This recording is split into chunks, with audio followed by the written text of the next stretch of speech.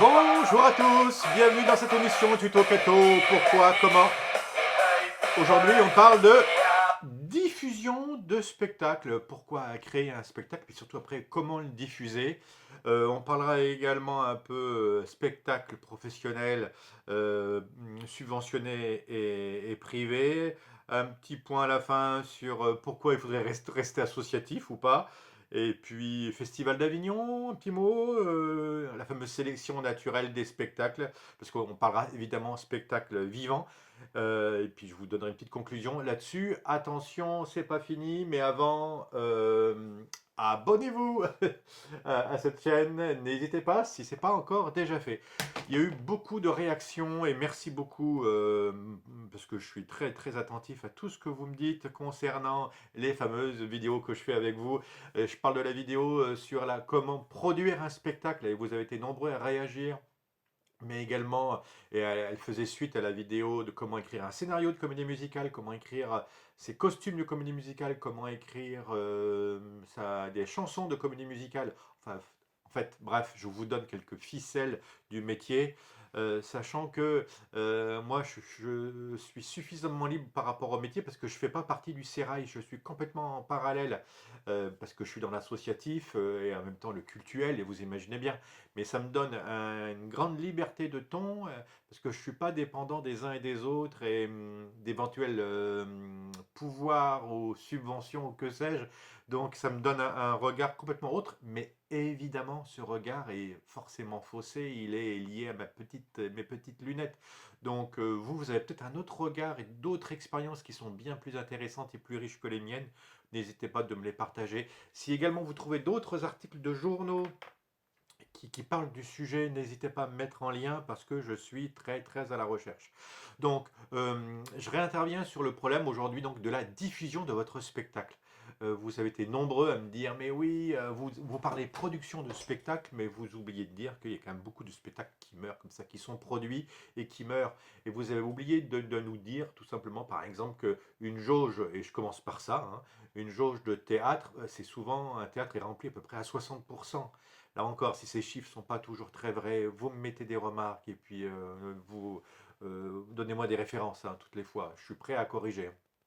Mais c'est vrai que la moyenne, c'est à peu près 60%.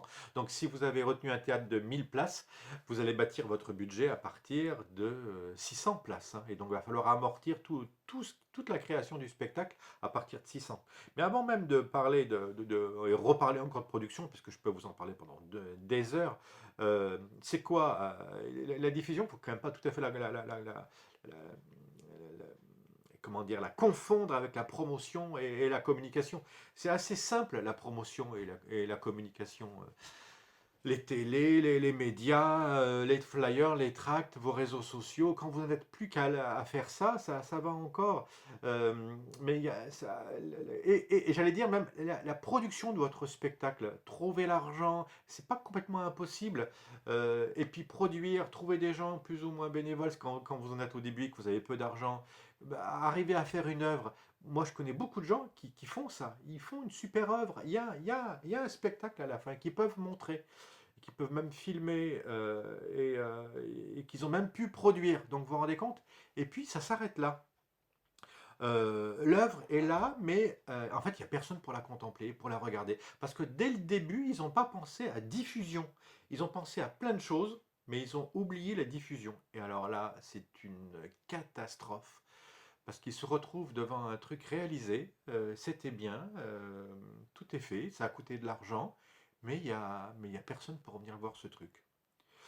Ça, c'est évidemment valable pour un spectacle, une comédie musicale, hein, ce sera l'exemple que je vais vous prendre, mais c'est valable pour plein de choses. Et donc dans le monde catho, je pense aux messes, aux conférences, aux rassemblements, à l'événementiel, le nombre de fois que il y a des gens qui ont travaillé sur de l'événementiel ou quelque chose, je pense à l'Église catholique, et qui ont été complètement incompétents dans la diffusion et qui n'ont pas su faire venir les gens et créer l'événement autour. Moi, par exemple, j'ai été directeur d'un festival pendant des années. Je me rappelle, tous ceux qui étaient responsables au-dessus de moi, quand je suis parti, ils ne comprenaient pas à quel point, ils pensaient qu'il suffisait de mettre un chapiteau, faire une bonne programmation, et puis tac, les jeunes allaient venir. C'est extrêmement compliqué. C'est bien plus compliqué que ça. C'est tout un univers et une histoire qu'on raconte, hein. Euh, Évidemment, vous racontez une histoire dans votre spectacle ou dans votre show, que sais-je. Mais il faut aussi raconter l'histoire de votre événementiel. Je reviendrai là-dessus à la fin, mais racontez-nous une belle storytelling, une belle histoire, sinon personne ne viendra. Il faut faire adhérer les gens à votre projet. Il faut qu'il y ait une curiosité. Donc ça se travaille en amont. Et évidemment, il y a une réflexion. Oh, on me parlait, il y a un promoteur, comment ça s'appelle? Un gars qui fait des repas, vous voyez. Il me disait, j'avais organisé tout un repas, tout ça. On avait fait tout le menu. Et puis au dernier moment, on s'est aperçu que notre cible, c'était une association musulmane. Or, ils avaient fait que de la charcuterie. Enfin bon, ils avaient pensé à tout sauf à regarder vraiment pour qui c'était fait. C'était une catastrophe, quoi, parce que tous les plats sont restés sur la table. Et donc, il a fallu tout ranger. Et vous allez me dire, cette histoire, elle est à mourir de rire, parce que on ne fait pas des gâteaux au club des sans gluten. Vous venez pas avec vous voyez, un gâteau avec gluten, vous comprenez. Eh bien, pour les spectacles, c'est la même chose. Vous êtes peut-être tellement concentré sur votre gâteau que vous oubliez que votre public est sans gluten. Qu'est-ce qu'il veut vraiment? Et donc, pensez public dès le début, pensez diffusion avant même création, dès le début, c'est capital. C'est capital. Alors vous allez me dire, oui, mais ça c'est les amateurs, ils s'engagent dans des productions de spectacles, puis ils mettent tout leur argent, toute leur énergie, toute leur bonne volonté, puis à la fin ils se cassent le nez. Eh bien figurez-vous que dans le spectacle professionnel, si je crois les articles que j'ai lus, ils sont pas si nombreux que ça, parce que c'est la grande omerta, c'est le secret le mieux gardé, le nombre de spectacles joués. C'est parce que derrière, un producteur, il va cacher le désastre. Parce que comme vous racontez une histoire, dans le monde du spectacle, vous n'avez pas le droit de dire que votre production ne marche pas. Parce que les gens, ils peuvent voir un super spectacle, mais s'ils voient qu'il n'y a personne autour d'eux, ils vont ressortir et vont dire: Ah, c'était bien ce spectacle, c'est dommage qu'il n'y avait personne. Et quand vous dites ça à votre voisin, le voisin entend quoi? Il entend: Ah, il n'y avait personne. Alors qu'il n'a pas entendu, c'était quand même bien. C'est pour ça que dans les salles, ils cachent les sièges vides, vous voyez, par des grands tissus noirs dans les grandes salles. Des fois, on va à des spectacles dans des salles monstrueuses, et puis il n'y a que la moitié du public à l'intérieur. Et on se dit: Oh, waouh, ça doit être dur ça à vivre, hein. Parce que tu es obligé de sourire dans le déficit, quoi, et dans l'échec. Mais tu peux pas dire, même aux plus proches, mais des fois même à tes acteurs, si tu veux rester dans le monde, tu peux pas leur dire que c'est le chaos et que ça ne va pas. C'est très complexe ce métier en fait. Alors, je parle spectacle vivant avant peut-être d'aller même dans le subventionné, hein. Sachez que le coût d'un spectacle peut être 4 fois plus élevé que sa billetterie. Je parle du spectacle public. Ça, on ne peut pas le faire dans le privé. Mais quand tu écoutes ça, je répète, hein, le coût d'un spectacle peut être 4 fois plus élevé que sa billetterie. Et vous croyez que c'était en payant votre place que vous avez pu payer vos, euh, vos acteurs sur scène. Vous savez très bien que dans le football, c'est la même chose. Si le PSG n'avait que la billetterie du Parc des Princes pour pouvoir payer Neymar et Mbappé, ça serait complètement impossible. D'où évidemment le sponsoring et la vente, vous voyez, de tout ce qui va autour. Et ça suffit pas. Et il faut quand même encore de la subvention. Et c'est pour ça qu'il y a le Qatar derrière et compagnie, quoi. Parce que derrière, ça dépasse de loin le monde du spectacle. Là, une simple production, j'allais dire réaliste. Et pourtant, ça vaudrait le coup qu'on revienne à un vrai réalisme dans ces métiers parce qu'il y a quelque chose qui est dénaturé et qui cloche, quoi.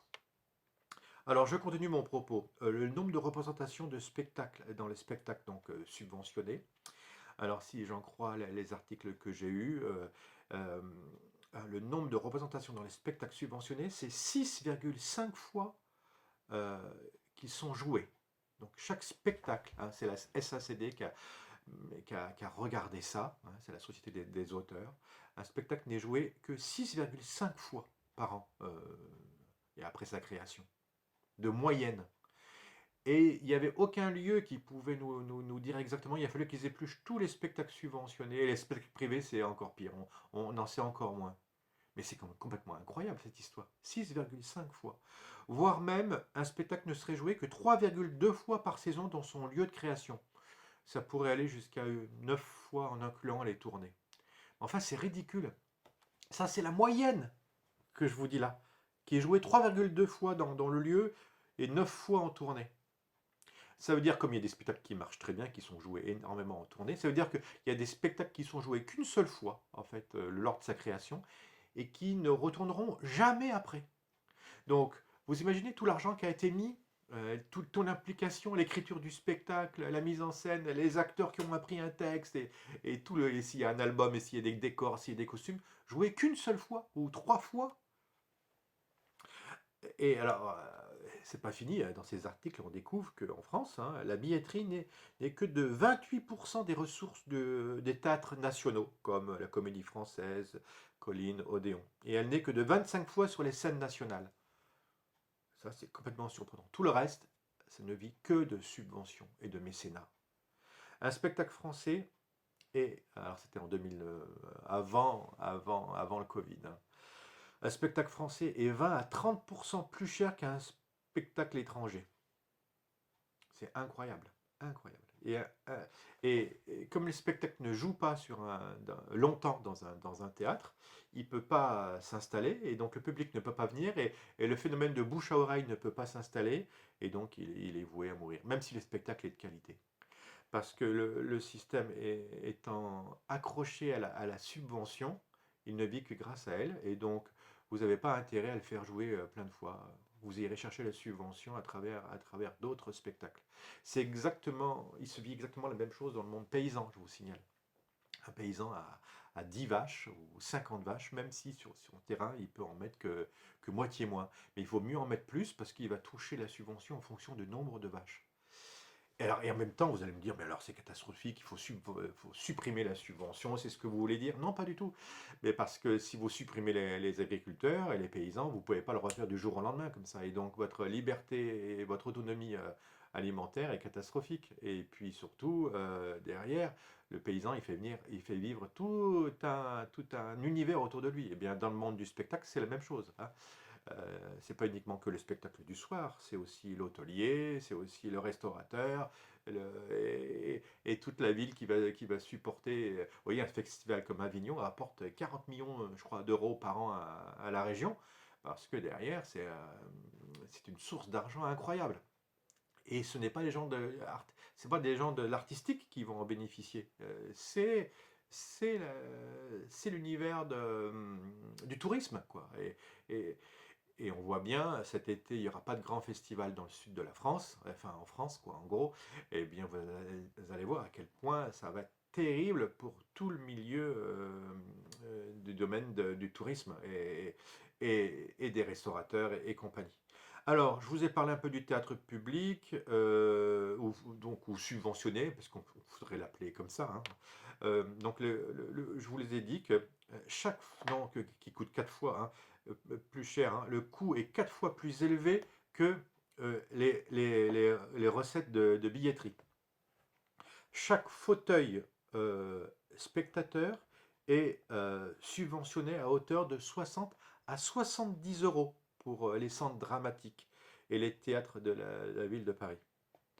Euh, euh, Cela va même jusqu'à 120 euros pour les théâtres nationaux. Donc quand vous allez vous asseoir, par exemple, à la Comédie Française, même si vous avez payé 80 euros, il faut savoir que l'État a payé pour vous 120 euros. C'est incroyable. Donc on peut pas se comparer entre le privé et le public et nous les associatifs, mais c'est absolument pas comparable. C'est incroyable. Dans le théâtre privé, c'est quand même, ce chiffre va jusqu'à 3 euros.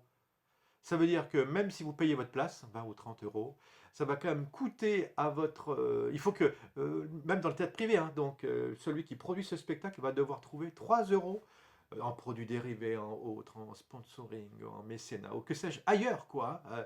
Il va devoir trouver 3 euros pour vous.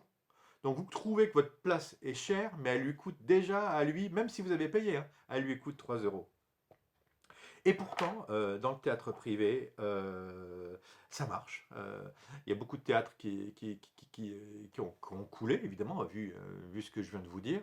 Mais même les théâtres privés, les théâtres sont rachetés parce que c'est source de culture et il y a des grosses boîtes c'est comme quand vous rachetez un journal, les journaux en France sont extrêmement déficitaires, mais à travers ce journal, vous pouvez dire quelque chose et c'est un média.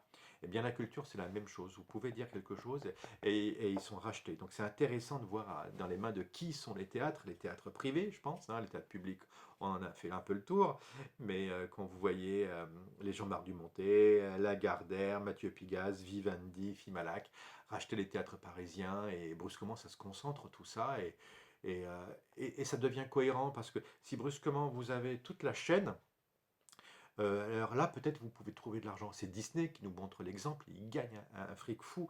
Mais alors, dans le théâtre privé, maintenant les Américains arrivent. C'est pour ça qu'on peut avoir peur de Live Nation ou AEG là, qui viennent parce que eux, ils maîtrisent tout.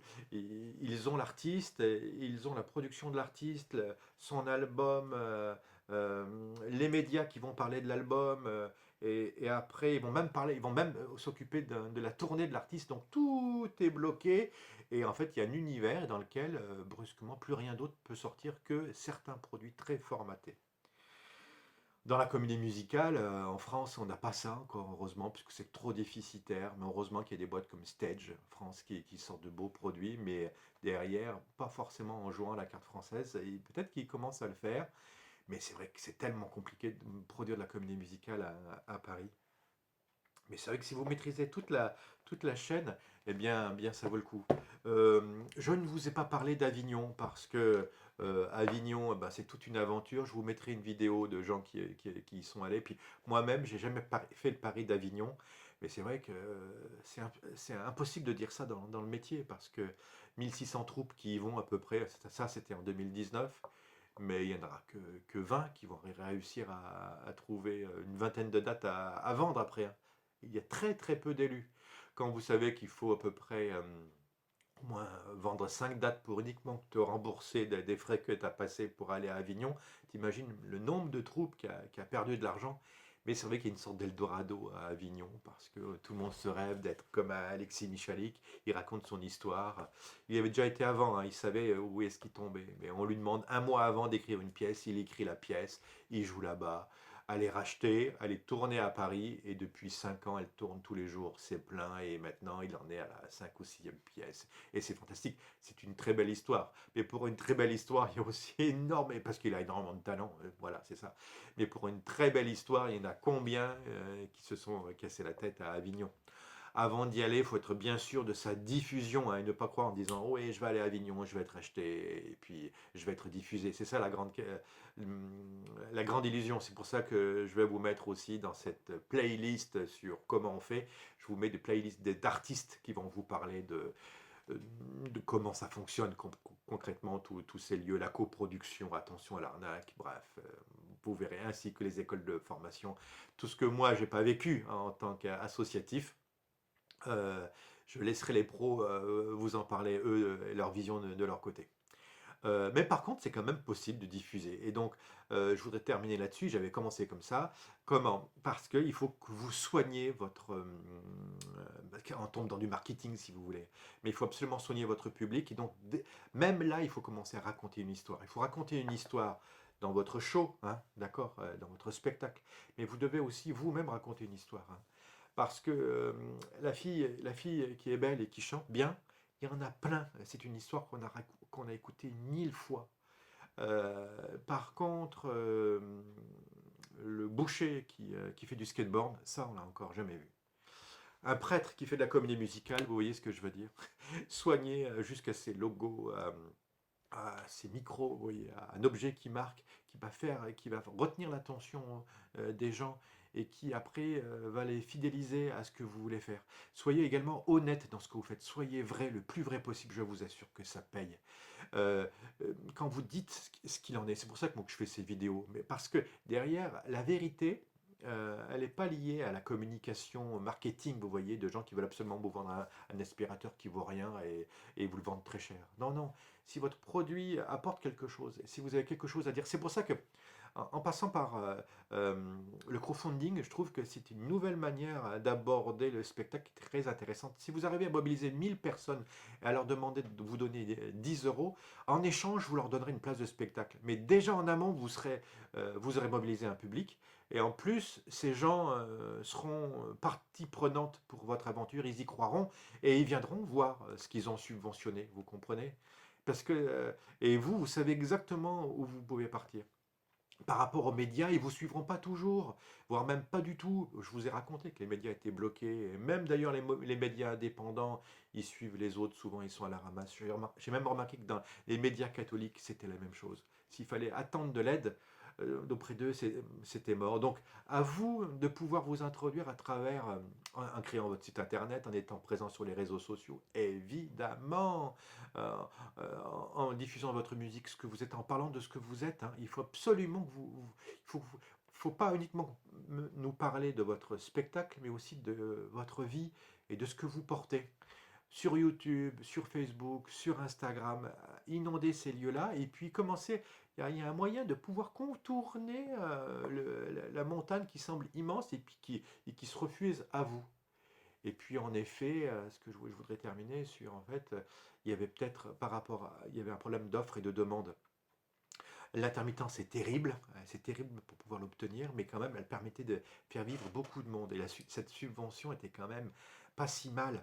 Elle a peut-être fait vivre aussi des gens.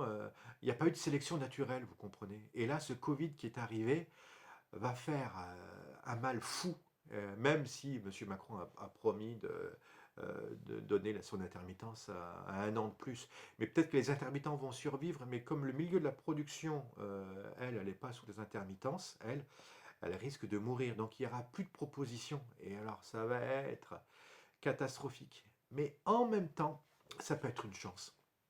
Parce que vous avez compris, hein, un spectacle est monté pour être joué 3 fois en moyenne, mais c'est n'importe quoi. Il n'y avait pas assez de public.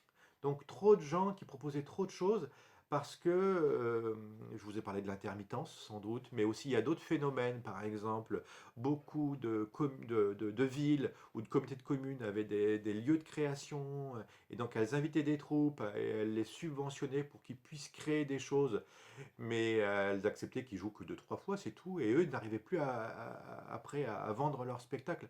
Et donc c'était une manière pour subventionner des spectacles qui n'auraient jamais vu le jour. Et comme ces comités de communes ou autres ou villes ne voulaient pas que ce soit dit que leur lieu artistique, en fait, ne servait pas à grand-chose, eh bien, il y avait une sorte de complainte, de spectacle qui se créait, qui se regardaient eux-mêmes, dans une sorte d'élitisme, et à la fin, on n'écoutait plus ce que le public voulait.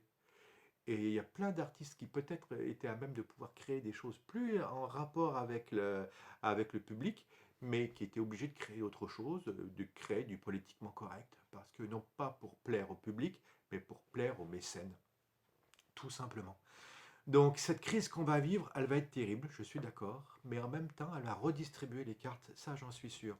Alors vous qui commencez peut-être juste dans le métier, c'est une chance, parce que vous allez tout de suite attaquer par, euh, voilà, pas tout de suite vouloir aller dans le professionnel, mais aller travailler dans l'associatif, parce qu'on peut quand même se rémunérer dans l'associatif hein, et trouver quand même de quoi vivre et puis pouvoir créer par vous-même, devenir de plus en plus autonome, créer des circuits qui vont vous permettre de pouvoir diffuser vos créations, parce que c'est quand même ça que vous voulez.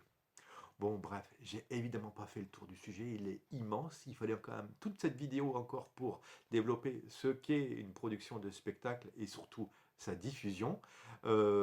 J'attends vos réactions et puis à très bientôt. On se quitte avec...